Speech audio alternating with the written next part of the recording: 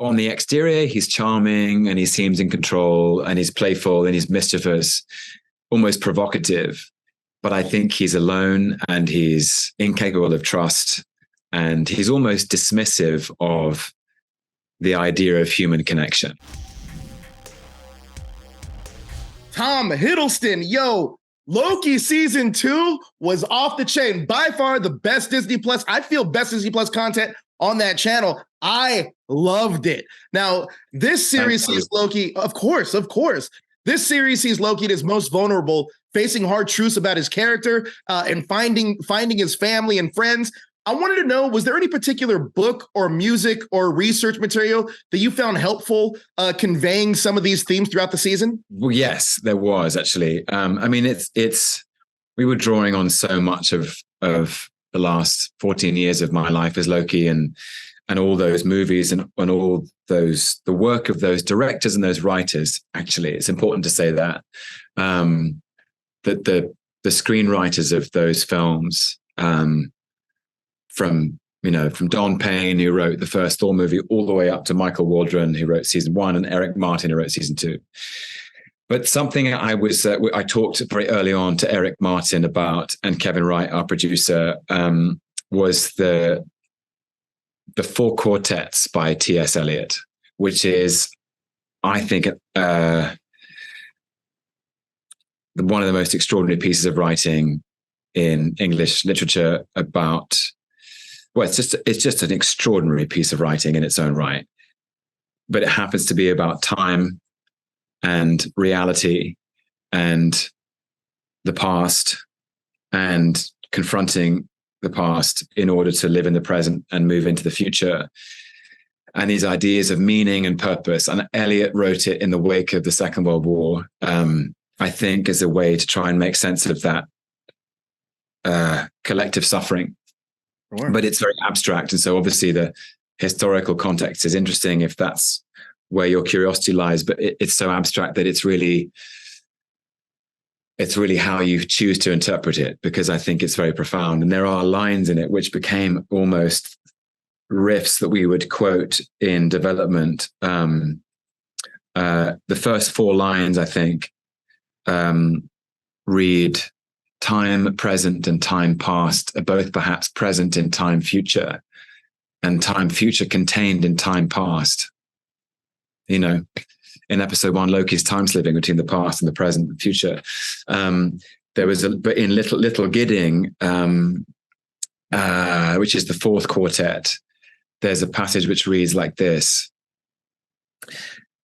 "And what you thought you came for is only a shell, a husk of meaning, from which the purpose breaks only when it is fulfilled, if at all. Either you had no purpose, or the purpose is beyond the end you figured and is altered in fulfillment."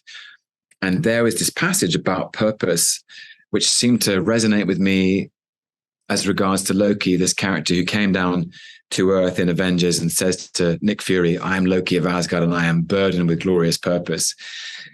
And it seemed to be a jumping off point or a diving board for a conversation that we all had.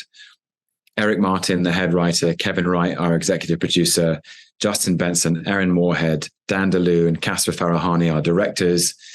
We were all thinking, okay, purpose, what does that mean? Especially if your purpose is revealed to you in a shape you didn't recognize. Sure. And I think every character is wrestling with their sense of purpose. Mobius, Sylvie, B-15, Casey, OB. Are we in charge of our own story? Are we in control of where we're going? Have we made peace with where we've been? So it just became a very fruitful and fascinating conversation after that I hope the season is sort of, I hope those themes are resonant for the audience as they watch it. Oh, they absolutely are. Actually, I want to piggyback off of that a little bit, because in Loki season 2, I feel like the character really comes around full circle. In the first Avengers film, he says to have the Tesseract, to have power, unlimited power, and for what? A warm light for all mankind to share. Has Loki become that warm light for all mankind to share by the end of season 2. That is a deep cut, Joseph, and I salute you. Thank you. Yes, I hadn't. I think it's an amazing line. I remember saying it too. I do think that is the strength of the writing of Loki's arc, and I'm so grateful to everyone who has been stewarding the story in that direction. Kate Herron, Michael Waldron, all of our directors who I've mentioned, and writers, because I think the Loki who says that in Avengers is defensive. Yes, on the exterior, he's charming and he seems in control and he's playful and he's mischievous, almost provocative. But I think he's alone and he's incapable of trust, and he's almost dismissive of the idea of human connection. He's alone and he wants to be. I think at the end of season 2, he's completely redefined what his sense of belonging is, what his purpose is, and he's come a long way from that place. Absolutely. Yeah. So maybe. So Tom, I have a question for you because look, Screen Rant is celebrating its 20th anniversary in just a couple days. Can we get you to wish Screen Rant a happy birthday? Screen Rant, happy birthday. 20 years old. My goodness. Time flies. They say time works differently in the TVA, but not here on Earth where Screen Rant is 20. I love being 20 years old. It was a very long time ago, but I had a really good time. So Screen Rant, I hope you have a big party full of lots of joy. And I hope you get a piece of cake. Happy birthday, Screen Rant. We're grateful to have you with us.